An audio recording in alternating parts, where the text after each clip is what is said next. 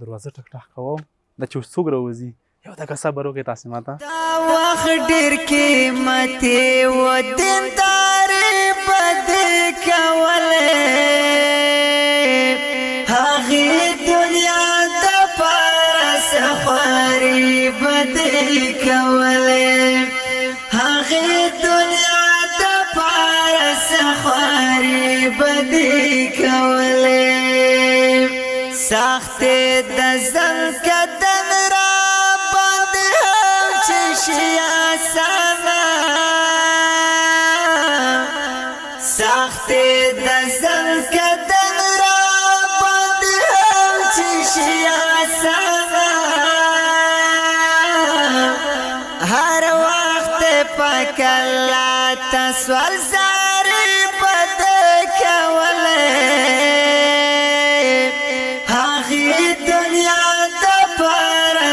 خواري بد کولی هغې دنیا دپاره څه خواري بد.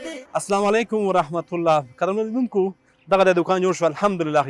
دا چې دغه دوکان صحیح به څوک وي مونږ یې راغواړو راولو دغه دوکان ته سپارو. یو دغه ویډیو وګورئ د هغه څوک دی چې تاسو یې هم ډېر دردولی وي خو اوس به خوشحاله شئ. راځئ موږ سره اوسئ.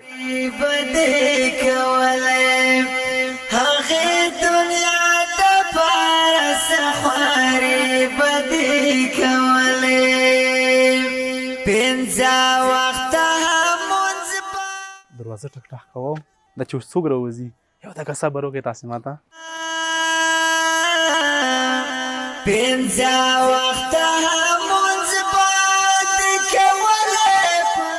السلام علیکم. حمزه فریم سلام جوړې بیات ښه دی ژوند ښه دی په خیر مې ولیدې ښه خو یې ښه جوړې الحمدلله پرې کېدای شي ښه تو سره موږ یوه ژمنه کړې وه ژمنه انشاءالله موږ دې سره پوره کوو. دپاره څه خواري بد کولی هغه دنیا دپاره څه خواري بد کولی دا وخت ډېر قیمتي و دیندار. دغه دی دوکان مبارکي درته مبارک ده شه تو غوښتنه وه چې موږ ته د کور زمینه مساعده شي نو الحمدلله ښې دغه دی ته به یې کړي او بچی دې شته هغه به یې کړي انشاءالله دومره یو څه ګزاره به د روان شي چې ورځې 2-2.5 افغانۍ به تو دې پر انشاءالله بچت برابرېږي. بس خدای دې وکړي چې وشي الله دې وکړي چې بس د خدای پاک دې پیرا اجر ورسوي. امین. قدرمنو لیدونکو له تاسو نه ځانګړې مننه. مخکې ما د دردېدلي ورور دلاور غمزفلی شاید تاسې پیژنئ هغې سره چې کومک شوی جمله کومک 15,000 افغانۍ یو ورور له کابل نه کړی چې کور یې ودان او 2,000 افغانۍ په داخل کې ورور کړي چې هغې هم کور ودان او باقي څومره دغه دوکان مصارف چې دي مونږ خپله کړي دي.